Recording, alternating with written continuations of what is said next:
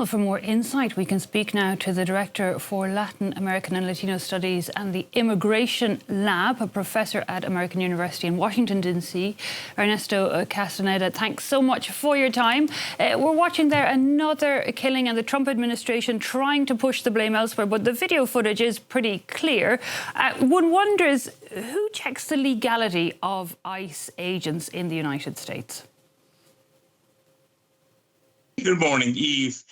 Indeed, the majority of the American people have seen the video and are pretty appalled. They are very upset, and many people in Minneapolis and elsewhere angry at the level of violence that ICE has done, not in the middle of a raid, not looking for a particular immigrant with a criminal background with a warrant and on the way to their house, but actually in these large operations that seed terror in the communities that they pass through, and then a lot of people opposing peacefully, observing illegally, filming on their phones, that have been detained, verbally attacked, and in this case, killed by ICE, Border Patrol, and other federal agents that are going beyond the legality and the law and the role of these individuals, which is very different from the type of, it's not even policing, but the type of intimidation that they are doing, in this case, in democratic-led cities and states.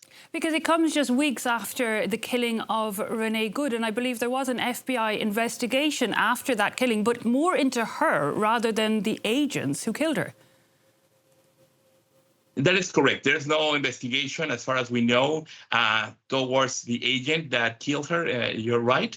And not only that, but the statements very clear from President Trump, Vice President Vance, and the Secretary of Homeland Security, and other authorities, basically saying that he wouldn't face consequences for this, and basically communicating to the agents that they could engage in violence and that there will be no consequences for that. So we see this escalation after the terrible incident against Renee Wood. The normal thing would have been for the administration to remove or decrease the number of ICE agents and do more targeted operations, but instead of that, they brought in even more people, and we see the consequences. Indeed, and one wonders how they might react now, notably given the thousands of people that have taken to the streets despite the very, very cold temperatures.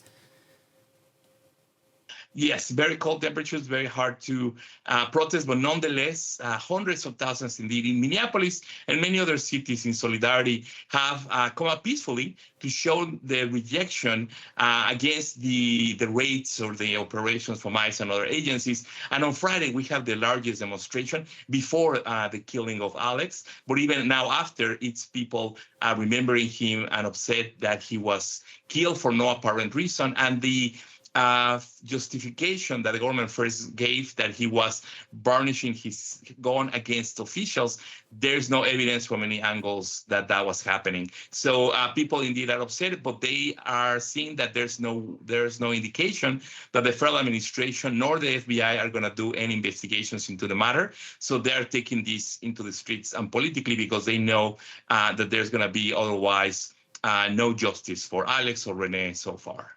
And there's also, we've seen the killings and we've talked about the killings, but also highly disturbing was the detention of that little 5-year-old, Liam Ramos, last week, swiped off the street on his way home from school. And apparently his family had done everything they were supposed to do. And I believe his case isn't an isolated one. No, it's very common. A lot of people that are in the middle of asking for asylum, they have already turned in their papers and they are waiting for the day in court to make their case, are being detained, or people that enter the country legally with this program called CBP One app. They enter legally, and they are the ones that are being targeted. Also people applying for green cards or even in the citizenship ceremonies. So that's easier for the agents to find these individuals because they have their addresses, they have their names. So in order to fill their quotas, they're going for people like that. And unfortunately, Liam is not the only minor that has been detained with his parents or alone. And now there's a lot of them in detention in terrible conditions, and they've been protesting. So yes, also people very upset about that case. And also shootings of Venezuelan-born immigrants that have not been killed by officials, but they have been also injured. And it also seems to have been another incident yesterday in Los Angeles with a Salvadorian man. So this violence is indiscriminate, and there's no real evidence that any of these people were escaping or were in the process of hurting anyone, or they were violent criminals. So indeed, very worrisome. And what happens once they're sent, I mean, to these detention centres? I believe many of them sent to Texas. Yes, so they're detained, sometimes, often without due process, sometimes even citizens. And then one of the things that the administration has been doing is they've been sent away from their communities. So it's harder for them to contact family members. So many of them treat them or feel that they have been disappeared by forces of the state. It's very hard for them to contact with their lawyers or for volunteer lawyers to go and try to help them because they don't even know where they are. And it may take days or weeks for the families to locate them. So yes, they may be sent to Florida, to Texas, or other large centers that are overcrowded. There's over 68,000 people in detention right now. There is not enough beds for all of these people. So they are sleeping in horrible conditions. We hear reports of them sleeping in the floor, crowded with these kind of aluminum-looking blankets in very, very cold rooms where the lights are on, very flashy, bright lights on all night and all day. Many of these places don't have any windows. Even the kids are not allowed often to go out and play. So these are conditions that would be illegal in a prison, but because these are supposed to be temporary places before people are deported, they have these horrible conditions. But sometimes people are held there for weeks and for months against U.S. procedures. But it's been harder for Congress people to go and observe these places, and the few nonprofits and priests and people that have been able to go inside have been talking about these terrible conditions. Yeah, it sounds like they have no rights at all. And I mean, it's not just confined to Minnesota, but we've seen Trump increasingly send more troops to Minnesota. And one wonders why these states, when I believe there's more immigrants in other states, indeed, like Texas. That's right. I mean, originally, most of these so-called immigration enforcement operations were targeting places that had black mayors. St. Paul has a black mayor. Minneapolis has a white mayor. But for the most part, it's been people where there's large minority populations, or they are Democratic strongholds, or they have a black mayor. But they have expanded. So in Minneapolis, part of the discourse from the White House is that they have been targeting the Somali population, which the president has called trash. And there's indeed some credibility that there's some cases of fraud by some individuals of that origin, but that doesn't mean that because of that the whole community should be targeted, and that Minneapolis will be the force of this.